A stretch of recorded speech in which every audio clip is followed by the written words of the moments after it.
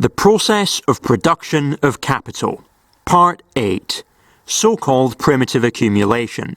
Before we look at the issue of primitive accumulation, it is a good idea to have a recap on everything that has come before. We started off by looking at the simple circulation of commodities and money. The inescapable situation in which we find ourselves at present is a situation in which we must purchase commodities if we want to survive under capitalism.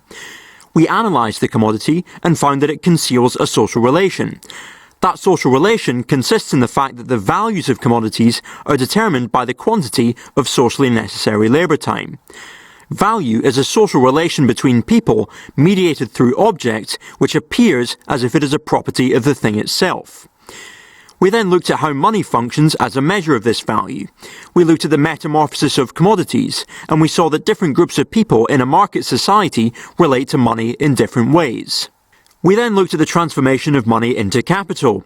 We looked at the general formula for capital, which was MCM-, or money, commodity, money dash, the dash indicating surplus value.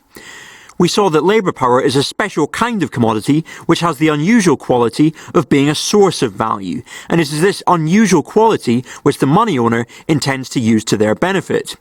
We noticed a change in form of the money owner and the possessor of labour power, wherein the money owner becomes a capitalist and the possessor of labour power, the worker. We then looked at the production of absolute surplus value. We identified surplus value as the difference between the value created by the worker and the wages the worker is paid. We formalised the rate of surplus value as S over V, surplus value over variable capital.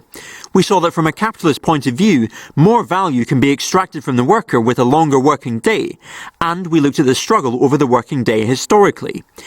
We then looked at the production of relative surplus value.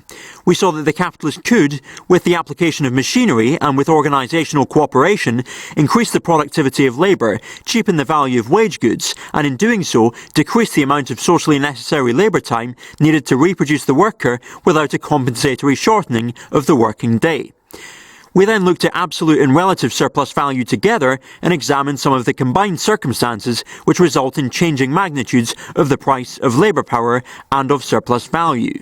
We then looked at wages, and we saw two forms of existence of wages, time wages and piece wages, and in particular we saw how the capitalist could, with time wages for example, employ the worker on a highly precarious basis.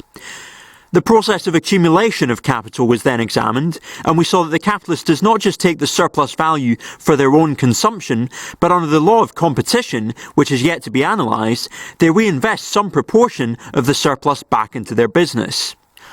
On the basis of continued accumulation, the gap between the capitalist class and the working class widens.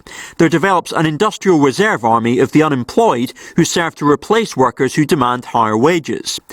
While capitalist production would appear to fly in the face of the original laws of commodity production, given the extraction of surpluses, you'd think that equivalent isn't being exchanged for equivalent. It must be remembered that the capitalist technically buys labour power and not labour. The legal fiction of the contract conceals this situation to both worker and capitalist. The final part of this volume deals with primitive accumulation.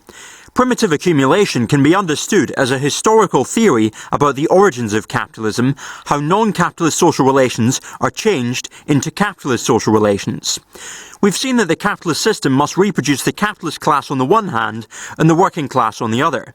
Both must already exist as classes in order to reproduce themselves.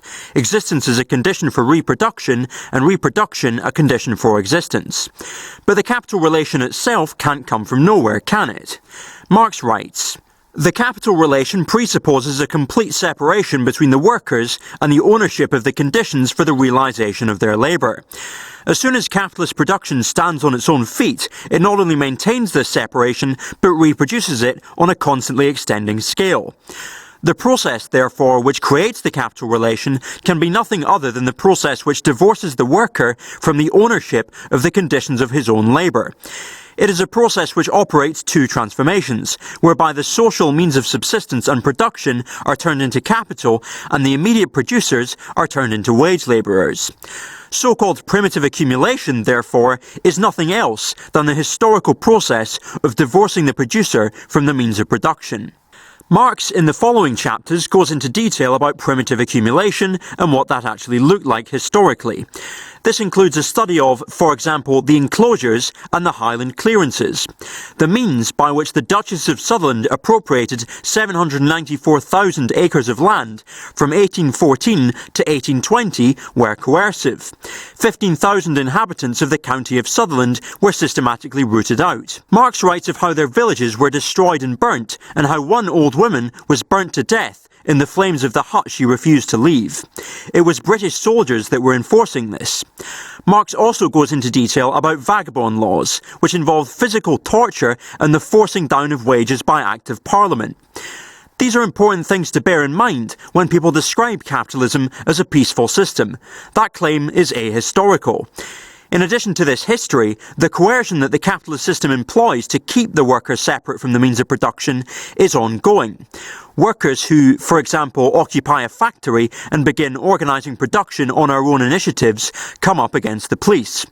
So the coercion is ongoing. However, Marx also makes a general point that the economic situation in which the worker finds themselves, that can act as the whip as well.